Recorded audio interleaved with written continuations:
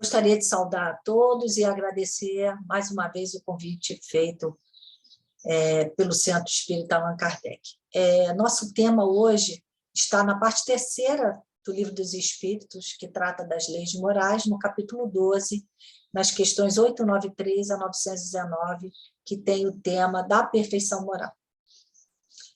E nessas questões, Kardec vai abranger as virtudes, os vícios, as paixões, o egoísmo, os caracteres do homem de bem, o conhecimento de si mesmo. E antes de nós entrarmos nas questões e no tema em si, no dicionário, perfeição é o mais alto nível numa escala de valores. Na teologia, é considerado o estado ou condição de quem está livre de pecados.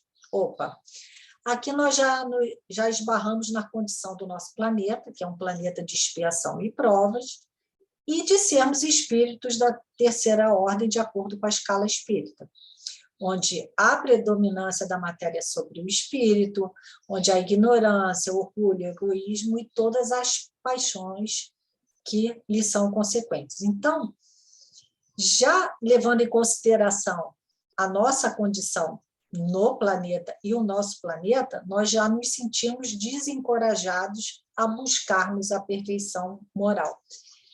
Mas se buscar a perfeição moral ou atingi-la de alguma forma não fosse possível, nós não teríamos as orientações no Livro dos Espíritos e também no Evangelho segundo o Espiritismo. Então, para nós iniciarmos, eu gostaria de citar o item 1, que está no capítulo 17 do Evangelho segundo o Espiritismo, que tem o título de Sede Perfeitos, e no item 1, o tema é Caracteres da Perfeição.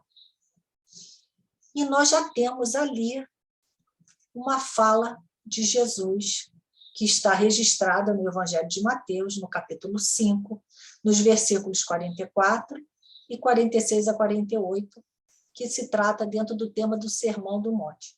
E Jesus nos diz assim: amai os vossos inimigos, fazei o bem ao que vos odeiam, e orai pelos que vos perseguem e caluniam. Porque se somente amardes os que vos amam, que recompensa tereis disso? Não fazem assim também os publicanos? Se unicamente saudardes os vossos irmãos, que fazei com isso mais do que os outros? Não fazem o mesmo os pagãos? Sede, pois, vós outros perfeitos, como perfeito é o vosso Pai Celestial. Bem, no final desses versículos, a gente já começa a pensar assim, não é possível, Jesus deve ter se equivocado. Como é que ele pode dizer que eu deveria ser perfeita como Deus? Não há lógica. Jesus, quando fala isso, sede perfeitos como perfeito é o vosso Pai Celestial, ele não está falando de uma perfeição absoluta que só Deus pode possuir. Jesus está falando daquela perfeição relativa que as criaturas poderão alcançar numa existência, numa encarnação, num corpo físico. Jesus fala da essência da perfeição, que é o quê? A caridade. E a sua mais ampla acepção, a sua mais ampla prática, que vai dar consequência a todas as virtudes. E essa caridade, aqui nós já percebemos nesses versículos registrados no Evangelho de Mateus, que é aquela caridade que envolve o amor aos nossos inimigos. O amor aos que nos odeiam, aos que nos caluniam, aos que nos perseguem. E extraindo essa mensagem de Jesus no Evangelho de Mateus, nós já podemos perceber aí dois caracteres da perfeição, que seria a bondade e a indulgência. E a gente ainda tem uma concepção de bondade muito equivocada, porque a gente acha que bondade é tudo aquilo que a gente faz para alguém. A gente faz, eu fiz isso porque eu sou bom. Não. Bondade, na verdade, não pode ser encarada como pagamento, como retribuição. Se alguém te prestou um serviço, um auxílio, é dever seu retribuir. Bondade não, bondade é quando você doa alguma coisa para alguém, ainda que te doar. Alguma coisa que você vai ter que fazer, mesmo que te falte depois.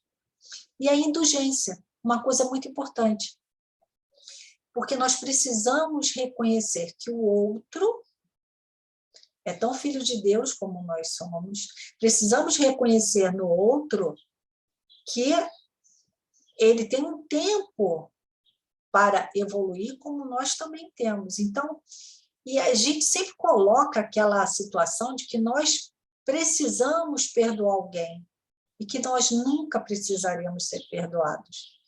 Nós ainda cometemos esse erro. E Kardec inicia, lá na pergunta 893, ele pergunta aos espíritos qual a mais meritória de todas as virtudes.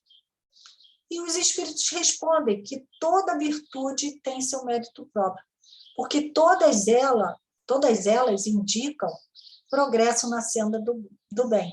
A sublimidade está no sacrifício do interesse pessoal. E diz que há sempre virtude toda vez que há resistência voluntária ao arrastamento dos maus pendores. Então, toda vez que a gente tenta domar as nossas más inclinações, toda vez que a gente se esforça para resistir àquela vontade imensa que a gente tem, a gente já está alcançando ali uma virtude. Kardec, na 895, ele pergunta aos espíritos qual o sinal mais característico da imperfeição. E a resposta dos espíritos é bem objetiva. Eles já respondem que é o interesse pessoal. A resposta é um pouco mais longa, mas como o nosso tempo é restrito, eu não vou me alongar, mas sugiro que cada um depois tenha o tempo de ler todas as questões.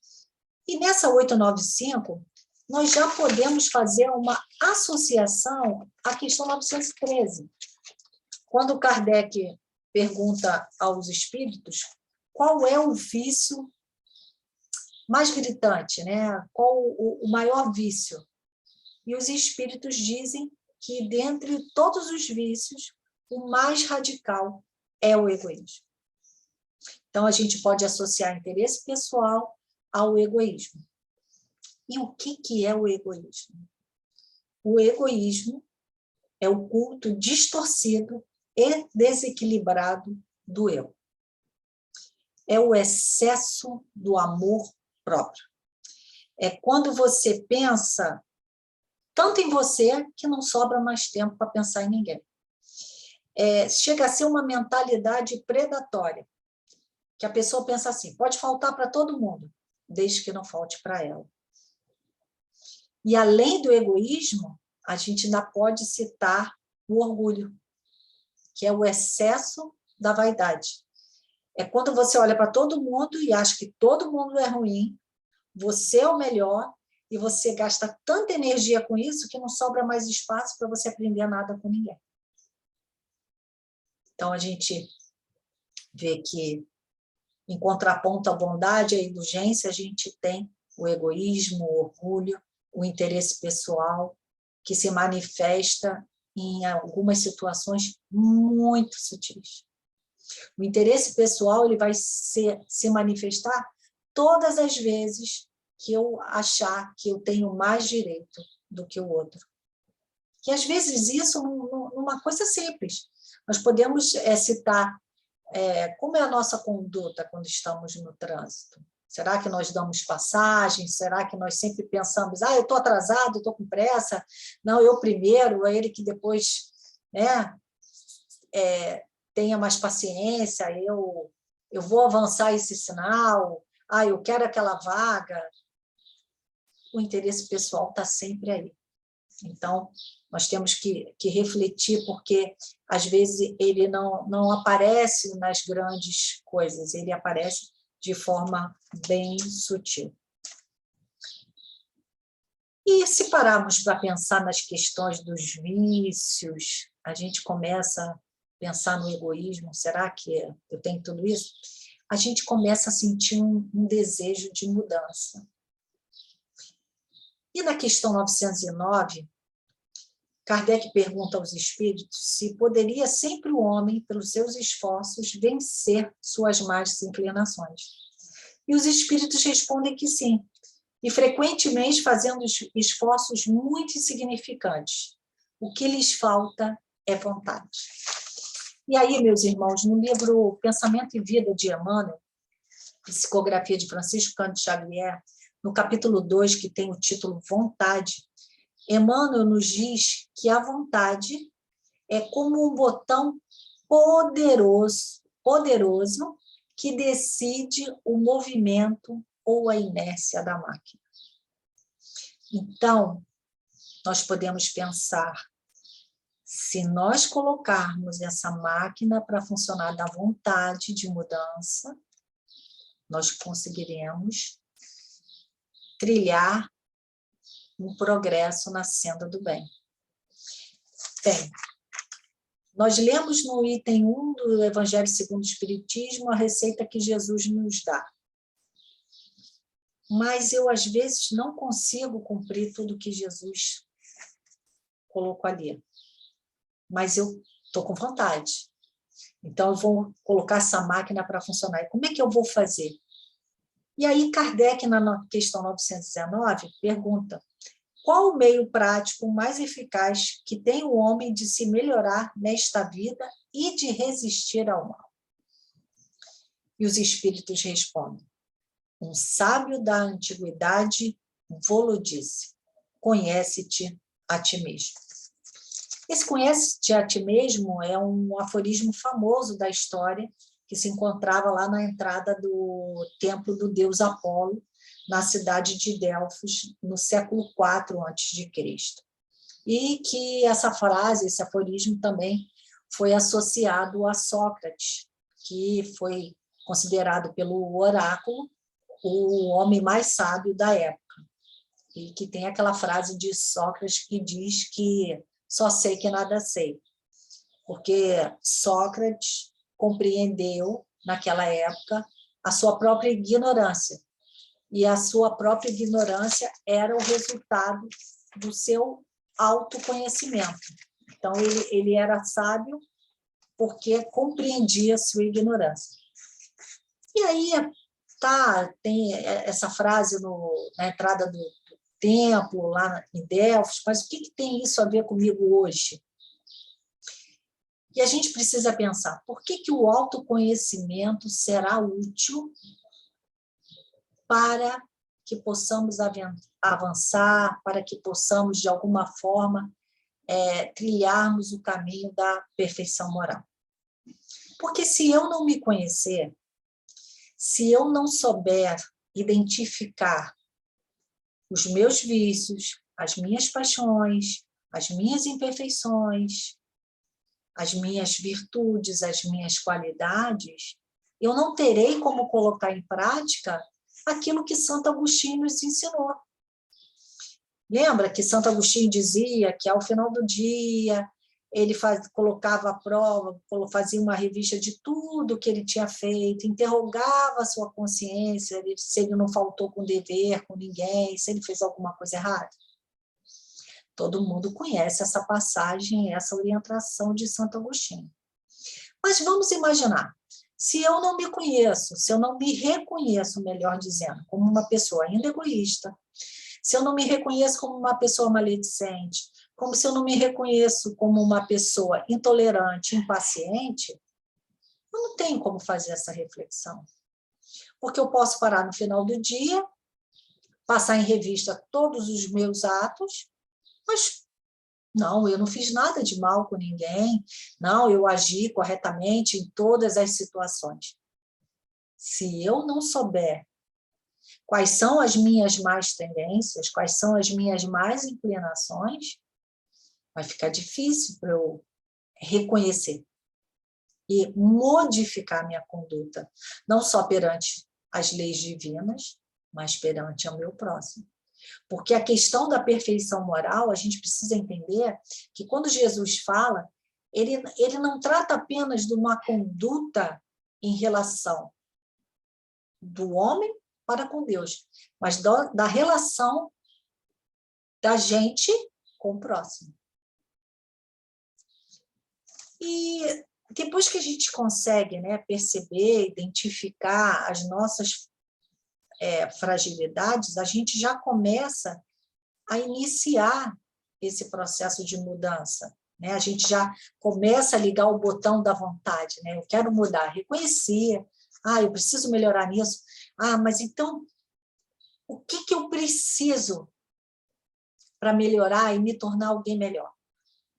E aí, na questão 918, os espíritos dizem a Kardec que cada espírito prova sua elevação quando todos os atos da sua vida corporal representam a prática da lei de Deus e quando, antecipadamente, compreende a vida espiritual. Aí, no Evangelho segundo o Espiritismo, nós temos os caracteres do homem de bem, mas vimos aqui que o homem de bem não é tocado apenas no Evangelho segundo o Espiritismo. Na questão 918, os espíritos falam sobre o homem de bem. Mas o que será ser um homem de bem? No sentido pleno da definição. E aqui eu vou ler algumas das características do homem de bem. E lá no capítulo 17, Sede Perfeitos, no item 3, vai ser descrita a característica. E diz assim: o homem de bem é o que cumpre a lei de justiça, de amor e de caridade na sua maior pureza. Interroga sua consciência sobre seus próprios atos e pergunta a si mesmo se violou essa lei. Se não praticou o mal, se fez todo o bem que podia. Aqui é muito interessante, meus irmãos, porque às vezes nós nos dizemos ou dizemos aos outros que nós não praticamos nenhum mal, nenhuma atitude equivocada. Mas a gente tem que pensar no bem que a gente deixou de fazer. Ou se a gente fez todo o bem que podia. Se a gente empregou o esforço de fazer sempre algo mais, né? Fazer o além. Deposita a fé em Deus, na sua bondade, na sua justiça e na sua sabedoria. Confiar em Deus acima de tudo. Confiar na bondade divina. Não se vitimizar. Não achar que porque passamos por algumas aflições, algumas dificuldades, Deus está sendo injusto. Parar com aquela moeda de troca que ainda equivocadamente cometemos. Porque muitas vezes nós estamos dentro da casa espírita, fazemos trabalho voluntário, atendemos aos irmãos em dificuldade, fazemos a caridade e por isso achamos que não passaremos por nenhuma aflição, que não ficaremos doentes, que não poderemos ter um revés financeiro, que nós não ficaremos desempregados, que não perderemos aqueles que nós amamos, que não teremos perdas. Não, não é isso. O fato de estarmos procurando fazer o bem, estarmos dentro da casa espírita, não irá nos livrar das aflições naturais ao mundo de expiação e provas. E o homem de bem tem consciência disso. Tem fé no futuro e coloca os bens espirituais acima dos bens temporais. Sabe que as vicissitudes da vida, as dores são provas e aceita sem murmurar. Faz o bem pelo bem. Encontra a satisfação no bem que espalha. É bom, humano, benevolente para com todos, pois reconhece em todos irmãos seus, sem distinção de raça e crença. Isso é muito importante, meus irmãos. Nós precisamos reconhecer que o outro, seja ele quem for, é tão filho de Deus quanto nós somos.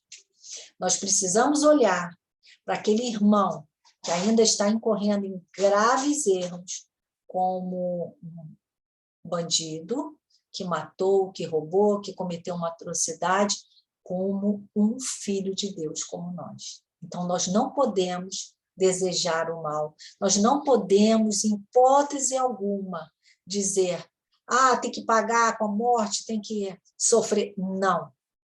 Esse irmão, ainda que distanciado das leis divinas, desculpa, ele é tão filho de Deus como nós somos. E o homem de bem tem isso como característica. O homem de bem também é aquele que respeita as convicções alheias. E como nós temos visto isso ser, como eu posso dizer, esquecido nas redes sociais. Nós temos vivido momentos tão difíceis com a pandemia, com a situação política do nosso país, e nós percebemos nas redes sociais ou nas mídias o quanto tem sido desrespeitada a opinião alheia. Como o embate político tem criado rancores, afastamentos dentro das famílias. É uma coisa para se pensar. O homem de bem respeita as convicções alheias. Não alimenta o ódio. Não se compraz em rebuscar os defeitos alheios. Não se envaidece. Olhando todas essas características, nós podemos olhar e pensar assim, nossa, eu dessas aqui, eu acho que eu só consigo uma, 2, no máximo 3. Não há problema. Olhando essas características, ainda que nós não tenhamos feito um progresso, ainda que não saibamos como começar a praticá-las, elas não podem nos desencorajar. Nós temos uma doutrina consoladora, uma doutrina esclarecedora e um evangelho de amor. E o nosso guia e modelo Jesus está sempre a nos incentivar, ele está sempre com as mãos estendidas para que nós possamos segurar-lhes a mão e caminhar com ele. A caminhada é fácil? Claro que não, nós sabemos disso. Mas isso não pode nos trazer o desânimo. Essa doutrina espírita é tão maravilhosa que ela vai muito além dos fenômenos mediúnicos, ela vai muito além da certeza de que existe vida após a morte do corpo físico. Ela vai muito além da comunicação com os mortos. A doutrina espírita, ela é de consequência moral. E ela traz a compreensão para cada um que a conhece de que a nossa vida não poderá ser como era antes. A partir do momento que nós temos conhecimento do que os espíritos trazem e que isso vai impactando o nosso coração e a nossa vida, nós temos a certeza que é necessário, é condição sine qua non a nossa mudança. Como ela vai acontecer, em que momento ela vai acontecer, se ela vai ser rápida para alguns, se vai ser um pouco mais demorada para outros, não importa. O que importa é o nosso desejo, é a nossa vontade de sermos melhores do que fomos ontem, do que fomos há 10 anos. Precisamos sair da zona de conforto e realmente nos entregarmos a esse evangelho maravilhoso. Que Jesus possa nos abençoar, que possamos ter nessa lição aprendido um pouco do que Jesus tem para nos oferecer. Que possamos, ao final desse vídeo, termos a vontade de pegar o Sermão do Monte, ler, reler, pegar as questões que nós tratamos aqui, 893 a 919, pesquisar, estudar, aprofundar e tentar aplicar no nosso dia a dia. Vamos fazer a nossa reforma íntima, a nossa reforma moral. Vamos imaginar que estamos numa reforma dentro do nosso lar, onde nós temos que tirar várias coisas do lugar, mexermos em várias coisas, é como abrir um armário e, às vezes, encontrar coisas que nem sabíamos que existiam naquele local. E assim vai ser com os nossos defeitos, com os nossos vícios, nós vamos nos deparar com alguns que nem sabíamos que tinham, mas que a gente tenha coragem de modificar, que a gente tenha coragem e a certeza, e, acima de tudo, a vontade de ter nosso Jesus como nosso guia e modelo. Que Jesus nos abençoe hoje e sempre.